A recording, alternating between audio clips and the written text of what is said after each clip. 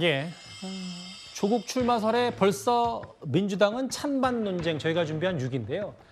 오늘 서울대 중징계가 내려지기 전에 조 전 장관은 지난 주말에 문재인 전 대통령 만나고 지도도 나침판도 없는 길을 걸어가겠다 이렇게 메시지를 냈었죠.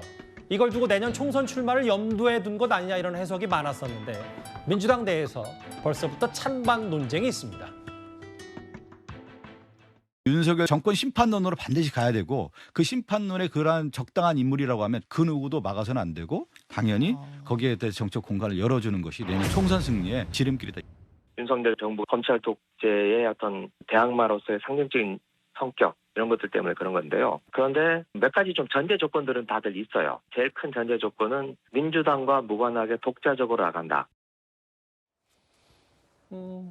대체적인 시각은 좀 조 전 장관 출마에 대해서 부정적인데 여기 좀 보면 어제 김의겸 의원 윤석열 정부 검찰 독재 대항마가 될 수 있다. 혹은 박성준 대변인 내년 총선 승리의 지름길이다.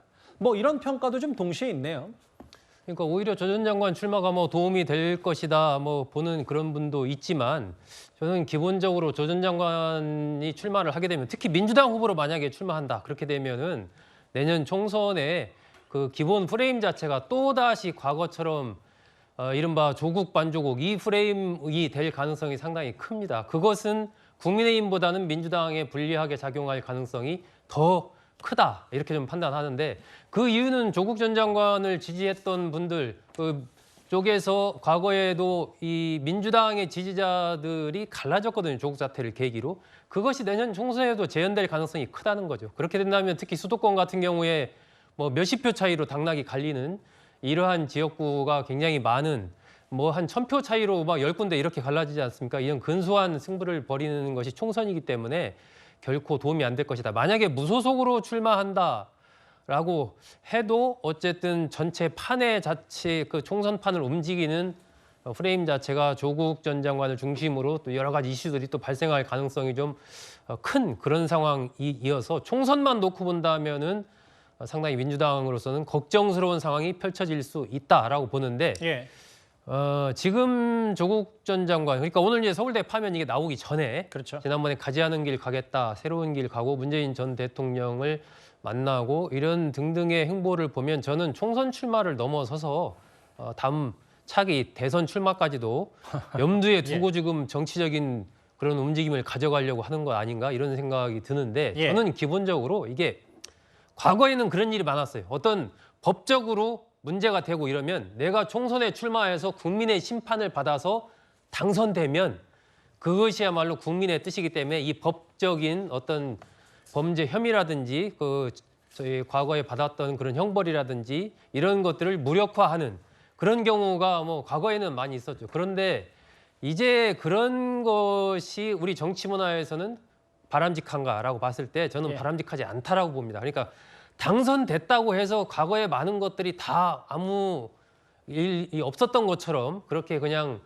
사라져버리는 그러한 우리 정치 문화가 돼서는 안 된다라고 생각하고 조국 전 장관도 본인으로서는 여러 가지 억울한 부분이 있고 뭐 참을 수 없는 그런 부분이 알겠습니다. 본인으로서는 예. 있겠지만은 지금 이 사회적으로 감당해야 될 그런 또 책무가 있다라고 저는 생각하거든요. 그래서 오히려 정치적인 출마 이런 것보다는 다른 측면에서 더 낮은 데로 해서 사회에 봉사할 수 있는 그런 역할을 하는 게 더 오히려 본인이 살 수 있는 길 아닌가 개인적으로는 그렇게 생각합니다. 예. 민주당 내에서도 여러 좀 의견이 엇갈리는 부분도 분명 있습니다. 장외 인사들, 야권의 장외 인사들의 우려도 좀 있는데요. 노무현 전 대통령의 전직 참모 목소리 잠깐 듣고 오겠습니다. 지도도 나침판도 없는 길 없는 길을 가겠다는 그런 조금 세기만 태도 이런 거로는 임하지 말았으면 좋겠다라는 생각이에요. 왜냐하면 자신의 정치적 판단이 사실은 얼마나 민주당과 그 지지자들에게 상처를 주고 나쁜 영향을 미쳤습니까? 지금까지 뭘 잘못했다는 사과는 없어요. 그냥 계속 잘못했다 그러시거든요. 근데 진정한 사과는 구체성이 있어야 되잖아요. 예. 민주당에 어떤 부정적인 영향을 주지 않으면서도 본인의 목표를 달성할 수 있는 그런 길을 좀 전략적으로 찾았으면 좋겠다. 소영주 대변인, 아까 소국장의 말을 인용했을 때는 총선을 넘어서 대선까지 조 전 장관이 염두에 두는 거 아니냐. 그랬을 때 오늘 서울대 중징계 이 파면 징계 조치가 본인의 총선 출마 생각을 더 공고히 하는 건지 아닌지 어떻게 판단하세요? 파면 조치 부분은 본인의 만약에 총선 출마, 권력 의지에 대해서는 강하게 작용하지는 않죠. 따져보면 놀랄 일이죠. 걸림돌이고요. 예. 그렇기 때문에 저는 이제 파면과 출마 의지 이 부분은 별개의 문제라고 생각합니다. 예. 지금 이제 조국 전 장관의 움직임 행보를 보면 개인적으로는 저 출마 의지가 있구나, 정치 영역에 들어오고 싶구나 하는 거는 엿볼 수 있습니다. 하지만 그건 개인적인 판단이에요. 그 개인적인 판단을 잘했다 못했다 그 말하는 논박 자체도 저는 좀 무의미하다고 봅니다. 하지만 조국 전 장관이 정치의 길에 들어섰을 때 여러 가지 시각이 있을 것이라는 거는 본인도 알고 있었을 겁니다. 본인을 찬성하는 사람도 있을 것이고 본인에 대해서 반대하는 사람도 있을 거예요. 하지만 민주당의 눈으로 봤을 때는 조국 전 장관의 출마는 민주당에는 도움이 되겠느냐라는 차원에서 지금 현재는 아니다라고 저는 개인적으로 판단합니다. 부정적이군요. 그렇죠. 그렇지만 다만 조국 전 장관이 정치의 길에 들어섰을 때 본인이 어떤 역할을 하냐에 대해서는 본인 스스로의 정말 길없는 길을 개척해야 됩니다. 그러니까 조국 전 장관이 민주당에 기대서 정치를 하지는 않을 거예요. 만에 한다면 새로운 길을 만들어서 새로운 사람들과 새로운 세력을 규합해서 한다면 조국 전 장관이 자신만의 길을 개척할 수 있지만 예. 민주당에 기대서 다음 총선에 민주당과 연관이 돼서 한다.